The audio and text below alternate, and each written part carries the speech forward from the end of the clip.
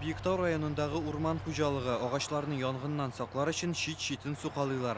Урманга кешеләр керә алмасын өчен машина юлларында аркылыга казып чыгалар. Чөнки янгынга каршы махсус режим вакытында анда керү катгый тыелган. 484 километр минерализованный полоса булырга тиеш.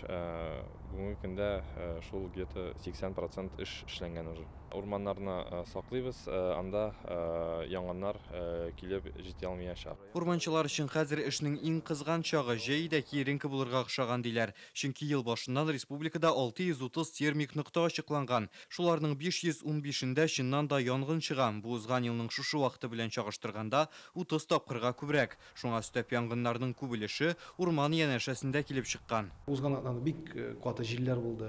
Менә шул сәбәбе беренчедән, икенчедән инде әйтәсем килә, инде тәртипсезлек дип инде аңлыйм мин үземдән. Кая тәмәкесе, кая уйламыйча яндырган мусор. Авылларыбыз, урманнарыбыз бөтен яктан куркыныч әйбер. Ут чыгу мөмкин булган урыннарны хәзер җирдән, күктән һәм космостан күзәтәләр. Быел очышлар санын 20%-ка арттырганнар.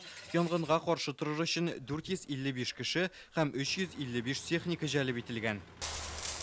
Татарстанда янгын куркынычы янаган 116 торак пункт, 75 бакчачылык ширкәте, 84 балалар лагере бар. Барысы да урманнарга якын урнашкан. Бу очракта йорт биналарга да зыян килергә мөмкин. Әйтик, узган атнада Актаныш, Менделеевск районнарында коры үлән яна башлап, йортларга күчә.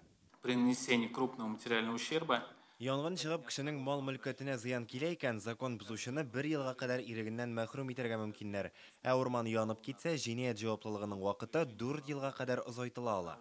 Хәзер урманчылар алдында торган тагын бер мөһим бурыч республикада урман мәйданнарын арттыру. Шуңа быел яңа урман полосалары барлыкка килергә тиеш. Агачлар 5000 гектар мәйданда утыртылачак, диләр министрлыкта. Рүзәл Шарипов, Вадим Илларионов, Яңа Гасыр каналы.